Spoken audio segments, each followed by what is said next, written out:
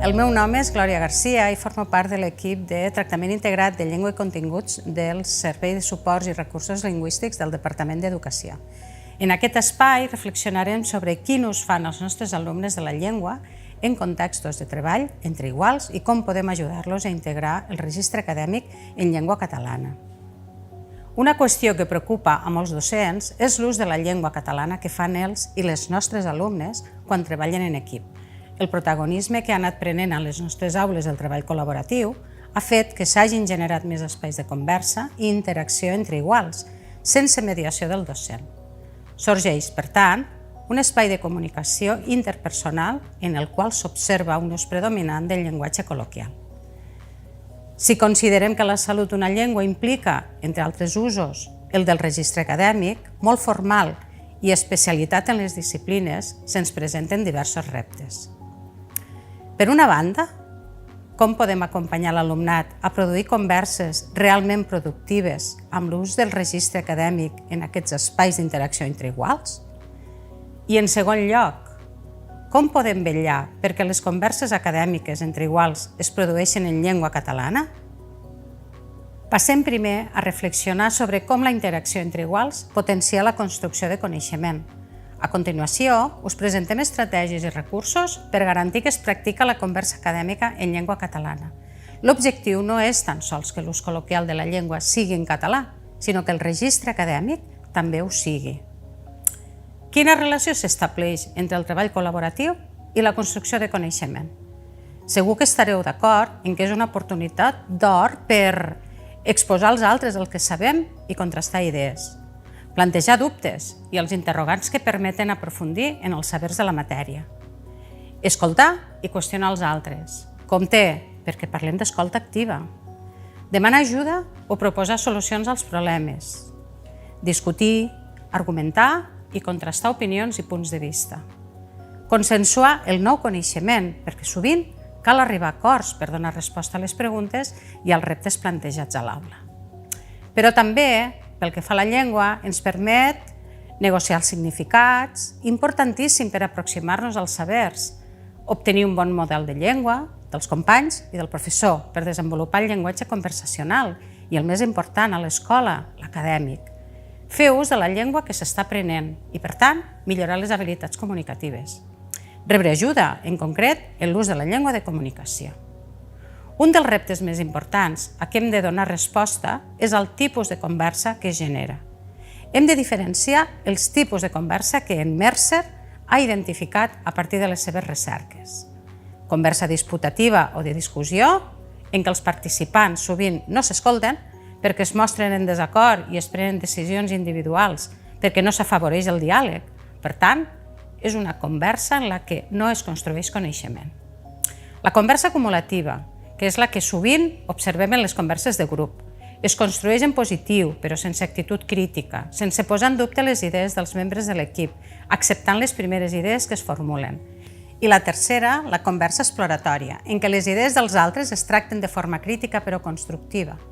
El coneixement es justifica més obertament i el raonament és més visible en la conversa. Es traspassa la responsabilitat als alumnes respecte al procés conversacional que es genera per arribar a un producte final. Destaca, per tant, el seu valor cooperatiu i pel domini de les habilitats socials. Aquesta és la que hem d'impulsar a les nostres aules. Però ara us preguntareu, i això com es fa? Com puc fer que els meus alumnes posin en pràctica la conversa exploratòria en converses acadèmiques? Doncs podem posar en pràctica els consells d'en Mercer i compartir-los amb l'alumnat. Tothom hi pot dir la seva. Les aportacions són tractades amb respecte. Es demanen raons d'allò que es diu. Implica donar resposta als perquès. Tothom accepta que la seva idea pot ser discutida i abans de prendre una decisió s'estudien totes les alternatives. Es comparteix tota la informació rellevant i el grup conversa per arribar a acords. Què passa quan observem que els alumnes no utilitzen el vocabulari específic quan la conversa no és acadèmica? Swires, el 2011, va definir la conversa acadèmica com les converses són intercanvis entre persones que intenten aprendre les unes de les altres i construir significats que abans no tenien. Els companys es disposen per parlar, escoltar i respondre als comentaris dels altres. Les converses acadèmiques són converses sostingudes i proposades sobre temes escolars. A més, en Swires, després d'observar com es produïen les converses acadèmiques, va identificar les habilitats que es despleguen en situacions de conversa entre iguals en contextos d'aula i de treball de grup. I en concret n'identifica 5. Elaborar i aclarir. Donar suport a les idees amb exemples. Construir sobre i o desafiar les idees d'un participant, parafrasejar i sintetitzar punts de conversa. Tot i que l'aspecte més interessant i que pot contribuir a fer que aquestes converses es realitzin en llengua catalana és que facilita exponents lingüístics de caràcter bidireccional, com iniciar la pregunta, com iniciar la resposta. Us mostrem alguns d'aquests exponents lingüístics. Per elaborar i aclarir, per iniciar la pregunta podem dir «Pots aprofundir en?» Què vols dir amb? Em pots dir més sobre? Per iniciar la resposta, crec que vol dir que, en altres paraules, crec que donar suport a les idees amb exemples. Segona habilitat. Per iniciar la pregunta podem emprar pots posar un exemple del text?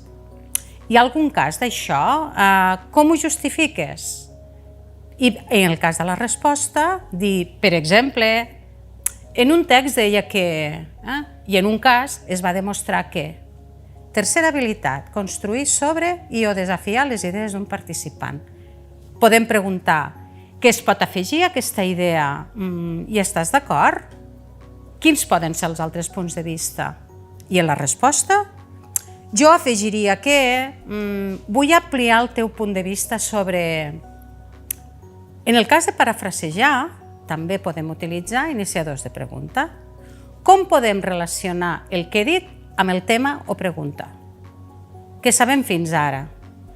Quina és la teva opinió sobre el que he dit? I per iniciar la resposta, deixa'm veure si t'entenc. Estàs dient que tinc raó en sentir-te dir que, i en altres paraules. Per sintetitzar els punts de conversa i per acabar, podem iniciar la pregunta amb què hem comentat fins ara? Com hem de sintetitzar les idees que han aparegut? Quins punts principals podríem compartir? En el cas de la resposta, el tema o punt principal sembla ser, com a resultat d'aquesta conversa, creiem que hauríem de. Una altra estratègia per estimular la conversa exploratòria en el treball d'equip i garantir que s'executa en llengua catalana és atorgar a cada alumne un rol. Les habilitats de conversa es diversifiquen i s'atorguen a cada alumne o alumna per tal que assumeixin el rol corresponent dins la conversa, amb l'objectiu que tothom intervingui, s'enriqueixen les aportacions i l'alumnat aprengui a utilitzar l'habilitat que se li ha assignat. Cada targeta suggereix exponents lingüístics per practicar el rol.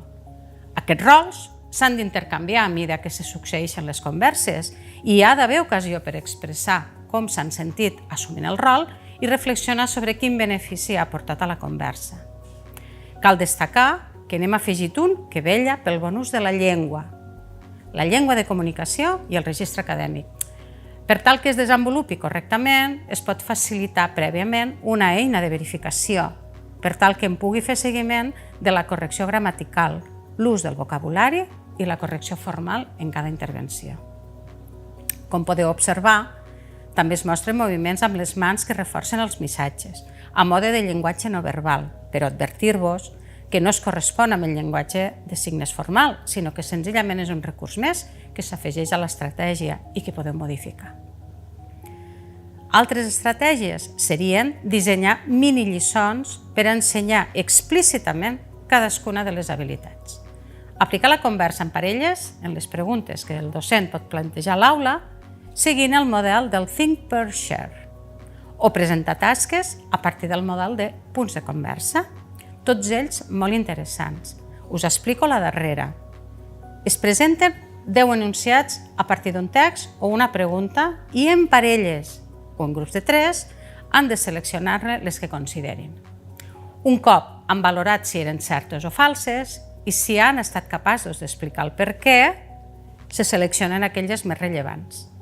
S'exposen al grup classe, incorporant la coavaluació sobre la conversa que s'ha generat.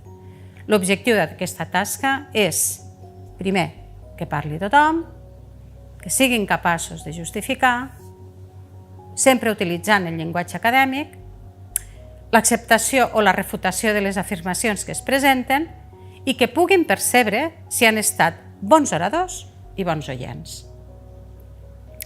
Si el docent presenta la tasca en català, la pot modelar i impulsar que els intercanvis es facin en llengua catalana. De mica en mica, els alumnes aprendran a utilitzar la llengua i el registre acadèmic en aquests contextos d'interacció. Com puc ensenyar-ho? Doncs amb el modelatge docent o entre iguals i amb l'ensenyament explícit. Reflexioneu sobre el potencial del modelatge entre iguals.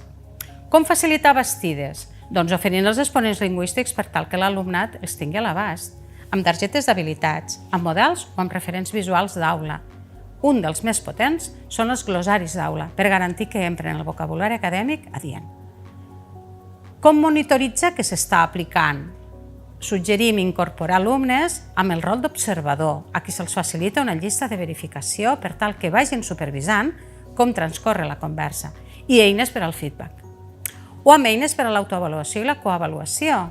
Tingueu en compte que algunes d'aquestes estratègies necessiten entrenament previ. I com podem avaluar la qualitat de la conversa acadèmica en català? Seguint les orientacions dels experts, es poden suggerir llistes de verificació, eines d'autoavaluació i coavaluació i eines d'observació, que es poden posar en pràctica entre iguals. Si apliquem tècniques similars a la modalitat peixera, podem implicar l'alumnat en l'observació de com ho fan els altres i alhora moure la reflexió de què he de fer per fer-ho bé. Tot plegat, orientat a generar estratègies per a l'autoregulació i la reflexió al voltant de la capacitat de comunicació en contextos acadèmics i d'escolta activa. Esperem que tots els recursos que us hem presentat contribueixin a fer present el registre acadèmic en llengua catalana. Moltes gràcies.